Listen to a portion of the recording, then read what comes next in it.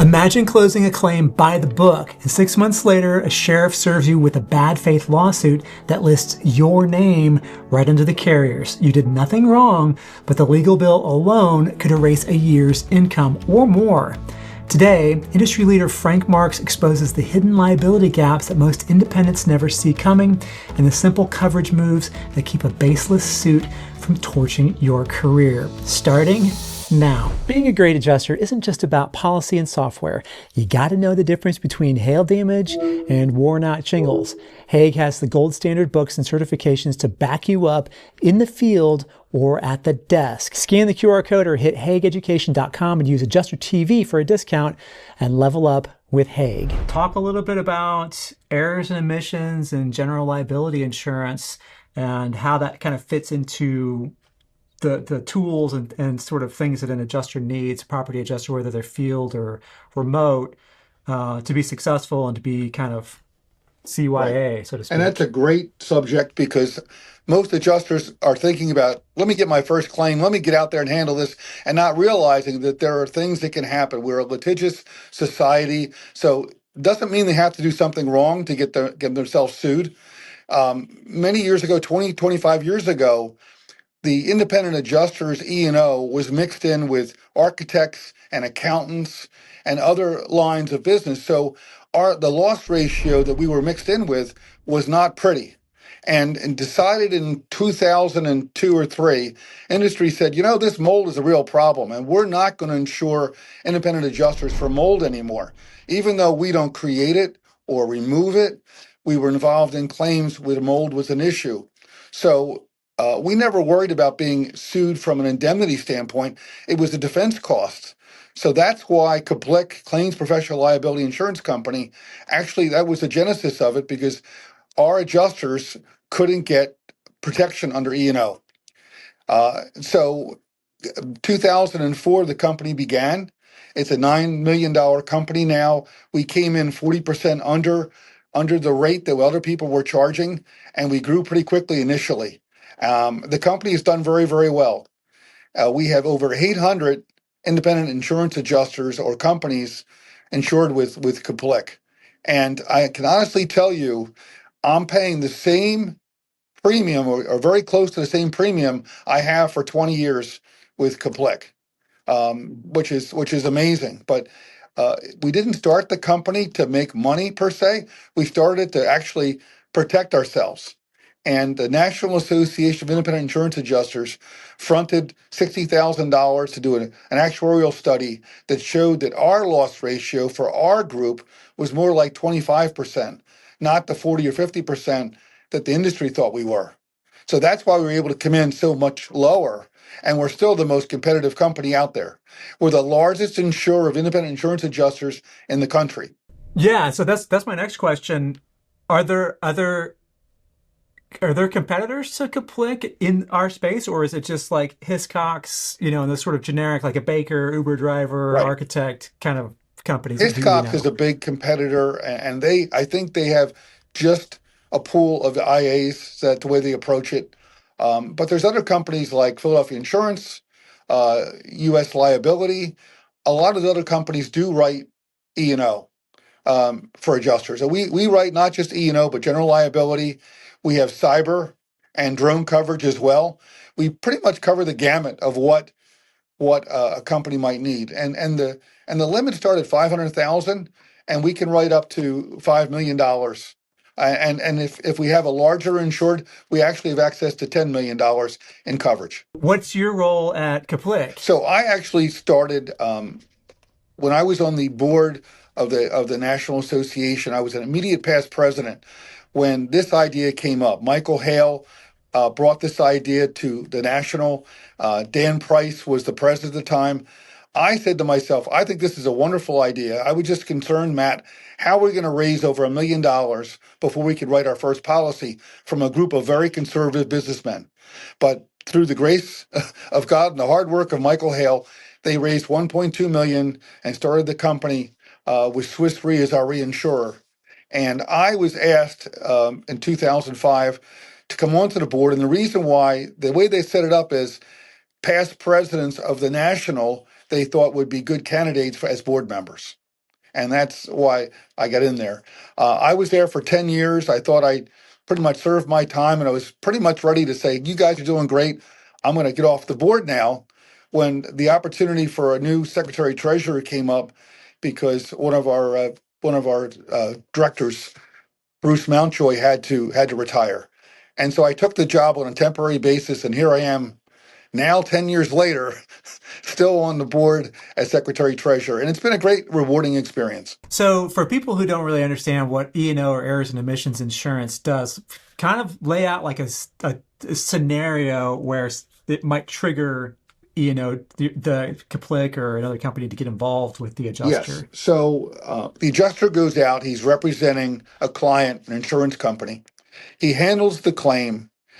He writes what he feels is a fair estimate, documents everything. The contractor involved sees things differently, wants to embellish the claim quite a bit, convinces the insured that the insurance company is really trying to take advantage of them, and that's usually not the case, by the way. And next thing you know, Sure. they bring a bad faith claim because they feel they're being not being handled properly, and they're questioning coverage because the insurance company, per the policy, is covering the things that the policy allows. They are pushing that there's other things that should be covered here that clearly weren't under the policy. So they bring a bad faith claim. They not only name the insurance company, but they name the adjuster. And the idea there, Matt, is to bring an adversarial situation between the independent adjuster and his client, the insurance company. In most cases, the insurance company will defend and indemnify the independent adjuster.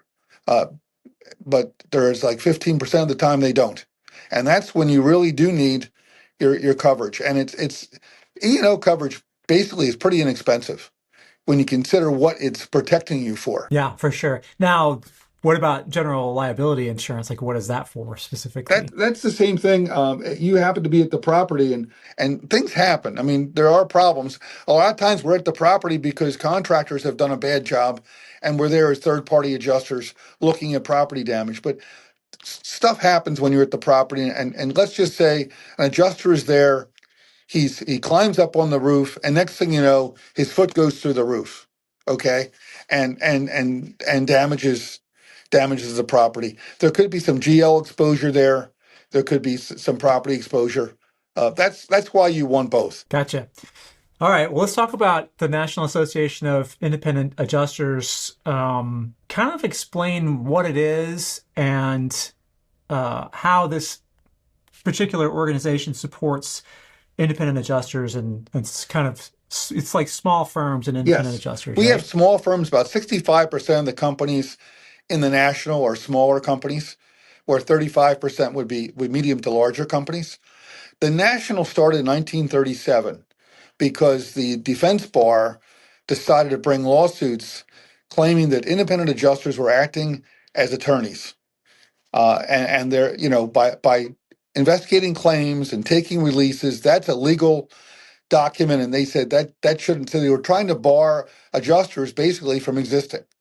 And so 25 businessmen owning independents got together, hired legal counsel, and fought this, and were successful.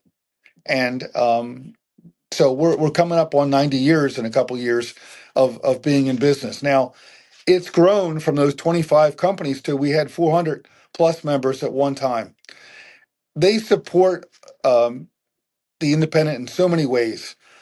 A lot of our members are what we call blue book members. They're in the book, they advertise, but they don't necessarily show up at regional or national meetings, which is the biggest mistake they could make, because meeting your fellow adjusting firms and meeting the companies that support the national is a real benefit. So this past meeting was up in New York, and Lake George, and we had 10 insurance companies there. And while at that conference, those 10 companies sit on the panel, and we interact with them, and they tell us what we're doing right and what we're doing wrong and what we need to be thinking about going forward in the future. Because that's the biggest question. Where is our industry going? With AI, are we going to still be, as relevant in 5 years as we are today? And so that's a huge benefit. And that's one of the things that people, when they're members of the national and they don't attend events, are missing out on. We have a legislative committee that's watching legislation in all 50 states and how it might impact insurance adjusters. There's a number of different committees. There's a committee that set up with companies that give adjusters discounts on everything from car rental to equipment you might buy. So there's many different ways that the National Association supports its membership. All right, if you're making real money as an adjuster, don't leave your career exposed. Errors and omissions and general liability insurance from CPLIC is designed just for you, and it might even be cheaper than what you're already paying. Snap this QR code right here or visit cplic.net/adjustertv to grab the free guide and lock in smarter protection today. What is your forecast, or what are you seeing, or what are your thoughts on artificial intelligence and large language models and how that's going to impact the industry? I remember when auto claims were a big part of our business. We were a 50-50 company, 50% casualty, 50% property, and a good part of that 50% casualty was auto liability business, where we would actually interview drivers, determine who's at fault, appraise the vehicle. That all went by the wayside. And when it happened, pretty much back in the 70s into the 80s, people on our board said, we're going to be out of business. You guys, and these were people who were on our board that weren't they were financial people. They were not adjusters. And they said, when that business goes away, you're going away. But it hasn't. Fortunately, Matt, we've evolved. Property has grown. So, if you're not doing a lot of property, or maybe you're a TPA for workers' comp, that type of thing. We are a claims administrator. We're handling general liability claims for some self-insureds that I still think there's going to be a need for that in the future. I don't see them being able to replace with AI, at least in the near term, handling property claims. They can do the small ones, they'll send out cameras to their insureds, or they'll ask the insured now, take some pictures on your cell phone of your interior damage and send it to me. If it's less than $5,000, we're going to send you a check. Those claims have gone away. But the larger property claims, the ones that have questionable coverage, they aren't going away. So I guess as drones develop, part of that business may change. But drones right now are helping us, obviously, with these roof sketches and that type of business. The Eagle View type of companies have come in, but they're helping us as a tool. So right now, I see our business growing right now, because the other thing that has changed is our weather. We're seeing more severe weather than we have in the past, and those weather creates claims. And I don't know how they're going to handle that, at least right now with the tools we have without adjusters. Yeah, and as the population increases and as building increases, it's just more houses and structures that can get damaged for sure. Locking down liability is only half the battle. The real wipeout comes when new adjusters chase a six-figure headline without understanding how the money actually flows. One claim at a time. There's a simple way to forecast your very first paycheck, avoid the low pay trap, and know exactly how many claims it takes to hit your number. And you can get the breakdown right here. And as always, thank you so much for watching, and have a great storm.